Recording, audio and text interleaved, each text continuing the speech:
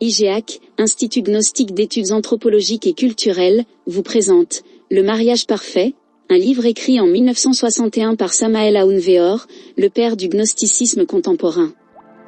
La version PDF du livre Le mariage parfait est en téléchargement gratuit sur le site internet www.igeac.org. Le lien d'accès est dans la description. Chapitre 1. L'amour.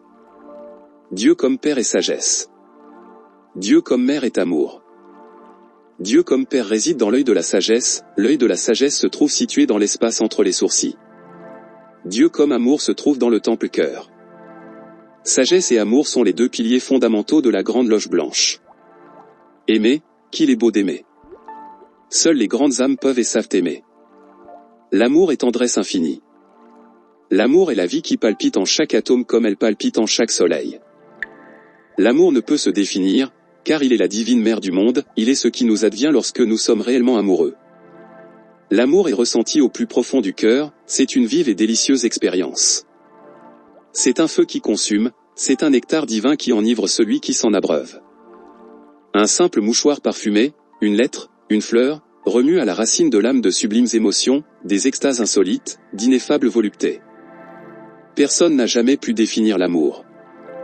Il faut le vivre, il faut le ressentir. Seuls les grands amoureux savent réellement ce qu'est cette chose que l'on nomme l'amour. Le mariage parfait est l'union de deux êtres qui savent vraiment aimer. Pour qu'il y ait véritablement amour, il est nécessaire que l'homme et la femme s'adorent dans les 7 grands plans cosmiques. Pour qu'il y ait amour, il faut qu'il existe une véritable communion d'âme dans les 3 sphères de la pensée, du sentiment et de la volonté. Lorsque les deux êtres vibrent en harmonie dans leurs pensées, leurs sentiments et leur volition, le mariage parfait se réalise alors dans les 7 plans de conscience cosmique. Il y a des personnes qui se trouvent mariées dans les plans physiques et éthériques, mais ne le sont pas dans l'astral. D'autres sont mariées dans les plans physiques, éthériques et astral, mais ne le sont pas dans le plan mental, chacune pense à sa façon, la femme a une religion et l'homme une autre, ils ne sont pas d'accord dans ce qu'ils pensent. Il existe des mariages harmonisés dans les plans de la pensée et du sentiment, mais absolument opposés dans le monde de la volonté. Ces mariages sont pleins de heurts, ils ne sont pas heureux. Le mariage parfait doit s'effectuer dans les 7 plans de conscience cosmique.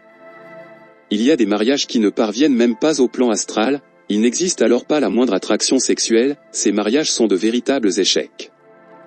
Les mariages de ce type sont fondés exclusivement sur le contrat de mariage.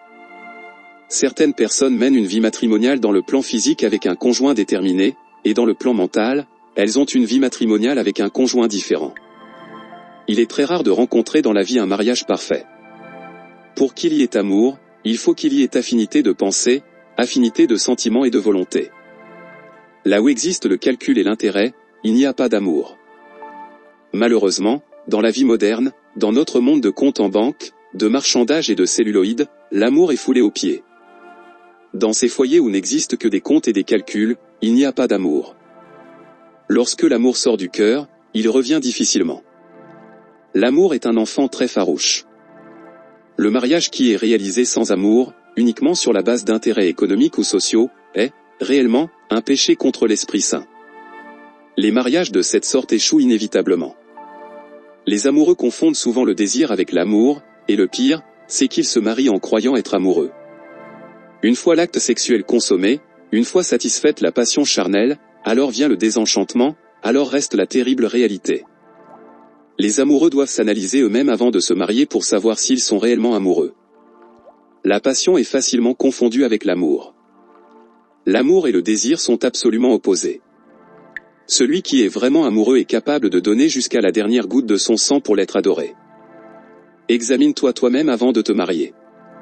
Te sens-tu capable de donner jusqu'à la dernière goutte de ton sang pour l'être que tu adores ? Serais-tu capable de donner ta vie pour que l'être adoré vive ? Réfléchis et médite. Existe-t-il une véritable affinité de pensée, de sentiments et de volonté avec l'être que tu adores ? Rappelle-toi que si cette affinité complète n'existe pas, alors ton mariage, au lieu du ciel, sera un véritable enfer. Ne te laisse pas mener par le désir. Tu dois tuer non seulement le désir, mais jusqu'à l'ombre même de l'arbre tentateur du désir. L'amour commence par un éclair de sympathie délicieuse, il se substantialise grâce à la tendresse infinie et se synthétise en suprême adoration. Un mariage parfait, c'est l'union de deux êtres qui s'adorent absolument. Dans l'amour, les calculs et les comptes en banque n'existent pas. Si tu es en train de faire des projets et des calculs, c'est parce que tu n'es pas amoureux. Réfléchis avant de faire le grand pas. Es-tu réellement amoureux? Prends garde à l'illusion du désir. Souviens-toi que la flamme du désir consume la vie, et alors, il ne reste que la terrible réalité de la mort.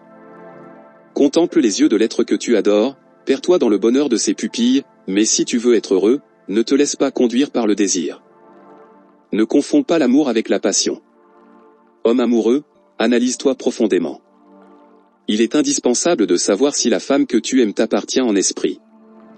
Il est nécessaire de savoir si tu es complètement en affinité avec elle dans les trois mondes de la pensée, du sentiment et de la volonté. L'adultère est le cruel résultat du manque d'amour. La femme vraiment amoureuse préférerait la mort plutôt que l'adultère.